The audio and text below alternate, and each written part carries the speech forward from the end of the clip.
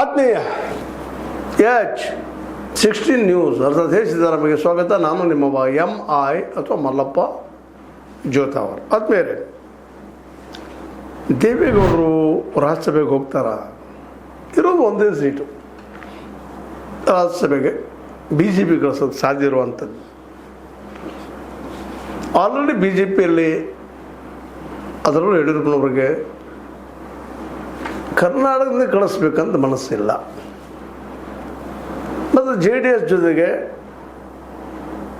ಹೊಂದಾಣಿಕೆ, ಅದರಲ್ಲೂ ಮುಖ್ಯವಾಗಿ ಮುಖ್ಯಮಂತ್ರಿ ವಿಷಯದಲ್ಲಿ ತಿಕ್ಕಾಟ ಶುರುವಾಗಿಬಿಟ್ಟದ. ಅದಕ್ಕಾಗಿ ಯಡಿಯೂರಪ್ಪನವರು ಸಾಧ್ಯಷ್ಟು ಮಟ್ಟಿಗೆ JDSನ್ನು ಬದಿಗೆ ಸರಿಸ್ತಾ ಇದ್ದಾರೆ.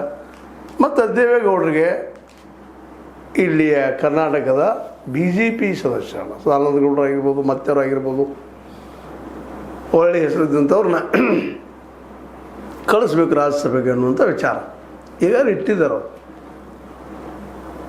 ಆದರೆ ಮೋದಿಯವರಿಗೆ ಮತ್ತು ಶಾರ್ ಅವರಿಗೆ ಒಂದು ರೀತಿ ಏನೋ ಪ್ರೀತಿ ನಮ್ಮ ದೇವೇಗೌಡರ ಮೇಲೆ ಅನ್ನೋಕ್ಕಿಂತಲೂ ರಾಜ್ಯದ ರಾಜಕೀಯ ಮೇಲೆ. ಯಾಕಂದರೆ ಕರ್ನಾಟಕದಲ್ಲೇ JDS BJP ಪೂರ್ವಭಾವಿಯಾಗಿ ಹೊಂದಾಣಿಕೆ ಮಾಡಿಕೊಂಡು ಚುನಾವಣೆ ಎದುರಿಸಿದರೆ ಗೆಲ್ಲುವಂಥ ಸಾಧ್ಯತೆಗಳು ಹೆಚ್ಚಿದ್ದಾವೆ ಅನ್ನುವಂಥದ್ದು ಅವರ ನಂಬಿಕೆ. JDS ಮತ್ತು BJPಯಲ್ಲಂತೂ ಯಡಿಯೂರಪ್ಪನವರು ಲಿಂಗಾಯತ ಒಂದು ಲಾಬಿ ಮಾಡಿಕೊಂಡು ರಾಜಕೀಯ ಮಾಡ್ಕೊಂಡು ಬಂದಂಥವ್ರು, ದೇವೇಗೌಡರು JDSನಿಂದ ಒಕ್ಕಲಿಗ ಲಾಬಿನ ಮಾಡ್ಕೊಂಡು ಬಂದಂಥವ್ರು.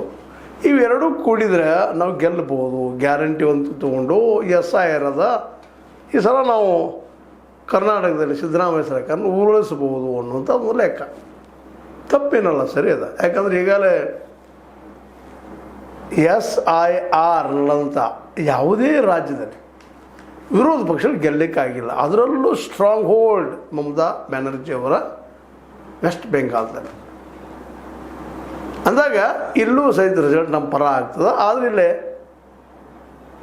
ಲಿಂಗಾಯತ್ ಮತ್ತು ಒಕ್ಕಲಾಬಿ ಒಂದಾಗಿ ಹೋದರೆ ಒಳ್ಳೆಯದು ಅಂತ. ಅವ್ರಿಗೆ ಯಾರಾದರೂ CM ಆಗಲಿ, ದೇವೇಗೌಡರಿಗೆ ಅನ್ನೋಗಿದ್ರು ನಮ್ಮ ಮೋದಿಯವ್ರಿಗೆ ನಮ್ಮ ಕೈಗೆ ಬರಲ್ಲ.